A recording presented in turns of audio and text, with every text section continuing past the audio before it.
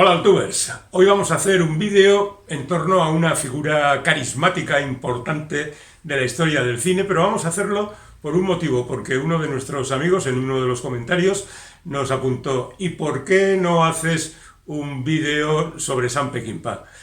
Y la verdad es que me pareció estupendo porque, entre otras cosas, Sam Peckinpah ha sido uno de los directores que más me ha gustado, a pesar de que su carrera es muy irregular, pero hay que reconocer que tuvo una vida verdaderamente intensa. Bueno, en cualquier caso, hay otro detalle que hace que sea bueno que dediquemos este vídeo a las andanzas de Sam Peckinpah, y es que Peckinpah nació el 21 de febrero de 1925.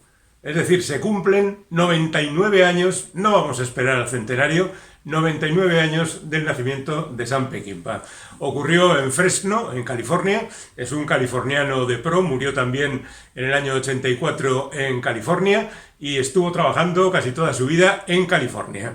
Pero bueno, en cualquier caso hay que decir que era hijo de abogado y de una familia rica por parte de su madre, que tenía tierras, un rancho. De hecho, él creció un poco a lo salvaje en el campo y la verdad es que fue un niño bastante incontrolable. Por sus venas él siempre alardeó de tener sangre de nativos americanos y de ser un auténtico primitivo en materia de reflexiones culturales e intelectuales. En cualquier caso, como resultaba difícil manejar a este individuo, sus padres lo metieron en una academia militar y de repente estalló la Segunda Guerra Mundial. Así que nuestro hombre se vio metido en ese conflicto, aunque en realidad no llegó a entrar nunca en combate, pero estuvo 2 años, entre el 43 y el 45, sirviendo en el ejército. En cualquier caso, luego todo eso termina, él vuelve a casa y decide que va a ser, como su padre, un abogado, así que se va a la Facultad de Derecho y, estando allí, conoce a una chica que está estudiando teatro. Y oye, por aquello del amor, se vio conducido hacia territorios hasta entonces extraños y acabó encontrando su destino y su auténtica vocación. Es verdad que no como actor, que fue lo primero que hizo en sus estudios, pero sí entró en la CBS y empezó a trabajar pues como figurinista, por ejemplo, y en otros trabajos muy secundarios. Pero el chico le puso entusiasmo y ganas, y a partir del año 51 ya estaba trabajando en el enorme tinglado industrial que es la realización de películas. Bueno, cuentan que intervino, aunque no está acreditado, en el guión de La invasión de los ladrones de cuerpos, de Don Siegel, y que también hacía una aparición como figurante. Pero bueno, en cualquier caso, hay que reconocer que sus primeros trabajos tuvieron lugar en la televisión, donde empezó a escribir guiones en el año 57, es decir, su carrera fue verdaderamente muy lenta y no tuvo esas oportunidades fulgurantes que hacen de alguien una estrella inmediata.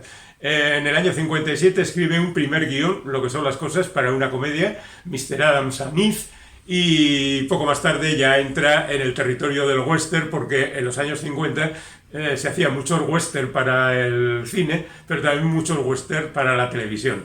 Y él trabaja ahí en series como, por ejemplo, Gunsmoke, que fue aquella tan larga de 15 años, con James Arness haciendo del Marshal McDillon, en series como, por ejemplo, Cuentos de la Wells Fargo, en series como Flecha Rota, donde parece que fue el primer telefilm que él llegó a dirigir dentro de estas series de televisión añejas y con una estructura muy diferente a las actuales. El hombre del rifle, aquella serie con Chuck Connors y un chavalito y un rifle, por supuesto, la serie de Zane Grey y esto es muy importante, El hombre del oeste, una serie que protagonizaba Brian Keith.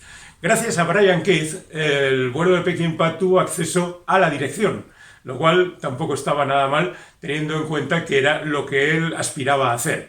Y así, gracias a Brian Keith, que se ofreció para acompañar al que le había dirigido en 3 episodios del Hombre del Oeste en su primera película, llegó a los cines Compañeros Mortales, un western que casi deberíamos olvidarlo. En realidad, originalmente se trata de un telefilme, lo que pasa es que en Europa se exhibió en los cines. Poco, porque no es una gran película, es un poco lo que le ocurrió también a Steven Spielberg, que hizo El diablo sobre ruedas o Duel para la televisión, pero en Europa vimos el telemovie en los cines. Bueno, pues a este hombre le pasó exactamente lo mismo. Y por aquel entonces también colaboró en el guión de otro western bien recordado por sus conflictos, y por una cierta repercusión como fue El rostro impenetrable, la única película que dirigió Marlon Brando después de haber echado de la dirección a Stanley Kubrick. Una película, un western con mar, siempre se consideró que era una rareza, pero ahí está esta película para la historia. Pero afortunadamente en la compañía CBS decidieron que le iban a dar una oportunidad a este chaval que tiene buenas maneras y le dejaron hacer lo que quiso con una película que entró en la historia y que se convirtió en un western de culto y que lleva el título de Duelo en la Alta Sierra o Raid de High Sierra, como era el título original. En esta película, que da comienzo a lo que se empieza a llamar el western crepuscular, coincide con El hombre que mató a Liberty Balance en el mismo año, 1962, y con otras muestras de este tipo, junta a dos personajes, a dos actores verdaderamente representativos del género, como son Randolph Scott, que ha sido un héroe del oeste durante prácticamente toda su carrera, diríamos que el 95% de sus películas son westerns, y por otro lado a Joel McCrea, que es un actor que ha diversificado más su trabajo, ha aparecido de hecho más en comedias, pero que también tiene unos westerns verdaderamente interesantes. Uno de ellos, por cierto, Cuatro caras del oeste, es una película del oeste donde no hay ni un solo disparo. Una de esas rarezas que a veces nos da el cine. Pero bueno, en cualquier caso, aquí tenemos a dos individuos a los que identificamos con el oeste, con las praderas, con la montaña, con la naturaleza, haciendo un trabajo como es trasladar una cantidad de oro. Pero en medio se cruza una historia de amor con una chica que, por escapar de su padre, que es una auténtica bestia parda, decide casarse con un minero que es otra bestia parda y acaban todos liados a tiros entre los dos grupos. Y es una de esas películas que está repleta de acción, pero está repleta también de romanticismo, de emoción, de planos verdaderamente memorables, de frases que algunas veces se han quedado en nuestra memoria y han aparecido otra vez, y de detalles exóticos como la carrera de un camello contra los caballos, que es con lo que empieza la película. Bueno, el film en su momento no tuvo el menor éxito. Es curioso porque ya aquí empiezan a aparecer los habituales actores secundarios de Sam Peckinpah como Warren Oates. En este caso también está James Drury, que conseguiría el éxito como el virginiano, pero bueno, la película consiguió la fama tiempo más tarde y lo cierto es que en ese momento no fue precisamente muy aplaudida. De hecho, le cuesta a Peckinpah, que durante ese tiempo sigue escribiendo guiones para cualquier cosa que se le ponga por delante, aunque muchas de esas películas no lleguen al final a ver la luz, le cuesta 3 años hacer su siguiente película. Esa película es Mayor Dundee y cuenta con el protagonismo de dos titanes del cine, como son Charlton Heston y Richard Harris. Es una película que en su momento fue absolutamente masacrada por los productores, le quitaron trozos, algunos se han perdido definitivamente, otros se han recuperado después. Por ejemplo, el propio Peckinpah dijo que la película, tal como la dejaron, era absolutamente indescifrable, que no había forma de entenderla. Es verdad que en la parte central, a partir de que a Dundee le hieren con una flecha y vive una especie como de aventura alucinógena, no queda muy claro, pero hay momentos, como por ejemplo al principio, donde quitaron la persecución que hace el mayor Dundee sobre los fugitivos del ejército de la Confederación, que desapareció totalmente. Pues bueno, la película se consigue entender. Esta película es curiosa.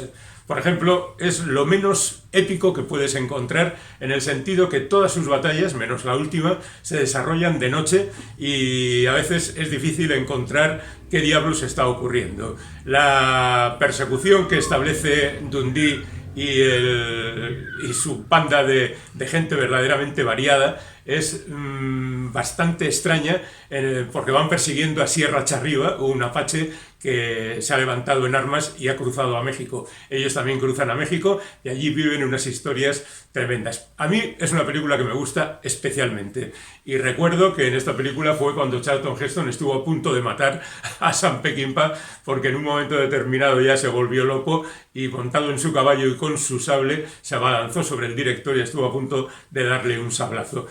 Este hombre, Sam Peckinpah, era alguien que ponía muy nerviosos a todos, productores, actores y absolutamente a todo el mundo. Después de Mayor Dandy tendrán que pasar otros 4 años hasta que Sam Peckinpah dirija otra película, pero en medio pasan algunas circunstancias. Por ejemplo, se ruedan un par de guiones de los que ha escrito Peckinpah. Uno de ellos es Gloriosos Camaradas, que es un western olvidable, tranquilamente. Y por otra parte también se rueda Villa Cabalga, que es una película sobre la Revolución Mexicana, dirigida por Gus Kulick, y donde Yul Brynner es Pancho Villa, Charles Bronson es su lugarteniente, y Robert Mitchum es un estadounidense que pasaba por allí con un avión, que es algo que al parecer ocurría mucho en la Revolución Mexicana. No son grandes películas, no son películas para recordar. Más interés tiene El Rey del Juego. El Rey del Juego es una película que queda clara en su título de qué se trata. Es de jugadores de póker y donde conoce a Steve McQueen, con el que después hará un par de películas.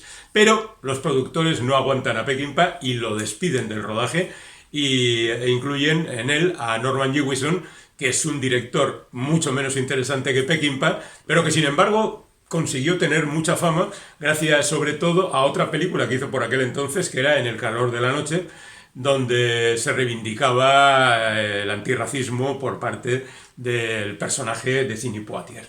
Bueno, el bueno de Peckinpah sigue peleando por hacer lo suyo, que es dirigir, y se encuentra con su obra mayor, la obra por la que es conocido, esa película de culto que se llama Grupo Salvaje, de Will Bunch.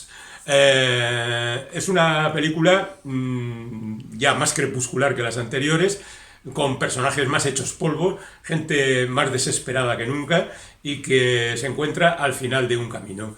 Al final del camino que les lleva a la muerte de la forma más brutal, porque la película se estructura entre dos grandes matanzas, al principio y al final. La primera es el asalto a un banco por parte de ese grupo salvaje, que acaba en una matanza de civiles, y por otra parte al final, donde ese grupo salvaje se enfrenta a una parte del ejército mexicano, en este caso al ejército del general Mapache, donde también hay una masacre verdaderamente tremenda. En medio hay una serie de reflexiones, de momentos poéticos, de recuerdos de los viejos tiempos, de camaradería, de violencia también, porque están viviendo en una época verdaderamente descabellada, y al final los personajes se encuentran abocados a la destrucción de la forma más absoluta. Es una película tremendamente violenta, es una película que le ganó a Sam Peckinpah el apodo de Bloody Sam, y donde hubo enfrentamientos entre aquellos que defendían esa exposición de la violencia a cámara lenta generalmente, con una efusión de sangre muy espectacular, y otros que decían que era una especie de glorificación de la salvajada.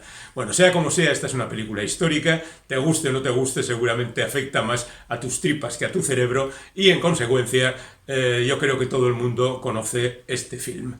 La película tiene éxito, es verdad que entre nosotros, por ejemplo, también fue censurada, en esta ocasión no tanto por los productores originales, sino por la censura española, le quitaron algunos planos, y Peckinpah ya se establece de manera más o menos estándar.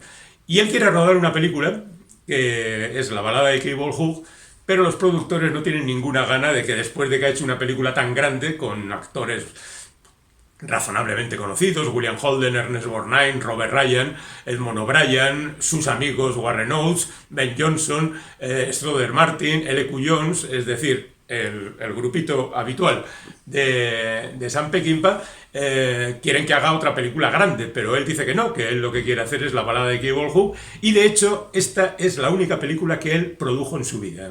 Produjo también un par de telefilmes, pero esta es la película que produjo porque quería hacer esta película. Le dieron 4 perras para hacerla, llamó a Jason Robards, a sus amigos, L.Q. Jones, Strother Martin y demás, a Stella Stevens, a David Warner, que se convertiría también en su amigo a partir de ese momento, apareciendo en algunas de sus películas posteriores. Contó la historia de un tipo al que dejan abandonado en el desierto, él encuentra un pozo de agua y convierte ese lugar en un punto de parada obligatoria de las diligencias. Entonces ahí vive sus historias, se enamora de la prostituta que interpreta Stella Stevens, tiene la aparición de ese predicador verdaderamente demencial que es David Warner, y es una película a mitad de camino de la épica disminuida y de la comedia. Y al final Cable Hook, que es el último pionero, el último salvaje, queda arrollado por la modernidad que significa un coche de motor, no un coche de diligencias. Entonces, Peckinpah se queda satisfecho con esta película y le promete a la producción, a la productora, que va a hacer más cosas. Pero le ofrecen hacer una película en Inglaterra, aunque él se lleva a Dustin Hoffman de Estados Unidos, que se titula Perros de paja. Perros de paja es otra película ultraviolenta. Lo que ocurre es que la mayor parte de la película no es de una violencia física, sino que es una violencia intelectual. Una presión casi insoportable sobre el principal protagonista, que es aparentemente un individuo apocado, un profesor que ve cómo a su alrededor le van presionando y no consigue escapar de ese círculo vicioso, hasta que al final recurre a la violencia y la cosa se convierte en otra salvajada. Es también un mensaje discutible, pero en cualquier caso muy representativo de lo que Peckinpah viene haciendo. Y entonces le dicen que puede contar con Steve McQueen, al que ya había conocido en El Rey del Juego, y decide hacer Junior Bonner, El Rey del Rodeo, que es una película mucho más sosegada, también muy crepuscular, muy tranquila dentro de un orden, sobre un mundo que está desapareciendo, como es el de los vaqueros, el del rodeo, con un actor carismático como protagonista, Steve McQueen, y bueno, pues a partir de ese momento todo el mundo aplaude, encantado, el nuevo rumbo que ha cogido el bueno de Peckinpah, que en su siguiente película vuelve a contar otra vez con Steve McQueen, pero vuelve a hacer otra salvajada, como es la película La Huida. La Huida es una película de fuga, simplemente como el título indica. Steve McQueen sale de la cárcel, se junta con Ali McGraw, con quien estaba por aquel entonces relacionado sentimentalmente, y después de matar a un individuo que había abusado de ella, pues se ve obligado a salir corriendo, perseguido por la policía, los federales, los gángsters, no sé cuántos enemigos, bueno, y con todos ellos va acabando de maneras más o menos imaginativas. Es una película, yo creo que menor dentro de la trayectoria de Peckinpah, pero muy animada, las cosas como son. Y tiene pues un detalle verdaderamente curioso en el caso de la censura española, que como al final de la película los protagonistas, malos y fugitivos de la ley, se escapan a México, siempre Peckinpah acaba en México. En el caso de la censura española pusieron un rótulo en el que ponía pero luego los pillaron y los metieron otra vez en la cárcel, ¿eh? O sea que cuidemos las formas. Es también curioso, hay otra versión de La Huida que protagonizada por Alec Baldwin y Kim Basinger, y en su momento pues tuvo cierta repercusión, cosa que no ocurrió con la nueva versión que hicieron de Perros de paja, que es una película que no ha visto absolutamente nadie, afortunadamente, porque tampoco hay por qué hacer nuevas versiones de este tipo de películas. Bueno, a continuación hace otra, yo diría que su última gran película, que es Pat Garrett y Billy the Kid, donde Pat Garrett es James Coburn, su amigo James Coburn, y su amigo Chris Christopherson es quien hace de Billy el niño.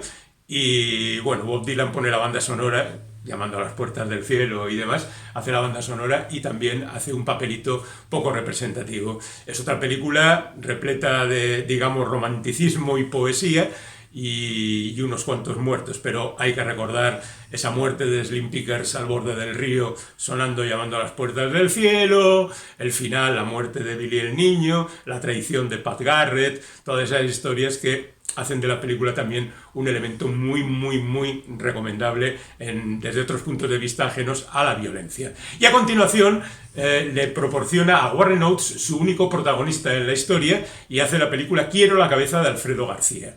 Esta es otra salvajada tremenda en la que se cuenta la historia de un tipo que es perseguido por diferentes motivos, por relaciones amorosas, y es cazado por Warren Oates. Esta es la última película que Sam Peckinpah hace como guionista. Y a partir de ahí el resto de las películas, aunque algunas son muy apreciadas, lo cierto es que son poco representativas. Está, por ejemplo, la película La Cruz de Hierro, que es una película antimilitarista y que está bien, pero es poco personal. Aristócratas del crimen, con James Caan y Robert Duvall de protagonistas, que mejor lo olvidamos. Convoy, con Chris Christopherson, que también conviene olvidarla, y finalmente Clave Omega, que es su última película y que no vamos a recomendar en absoluto que la veáis. Las grandes películas ya están expuestas anteriormente, ese fue Sam Peckinpah, se cumple 99 años de su nacimiento y creo que un buen homenaje siempre viene bien.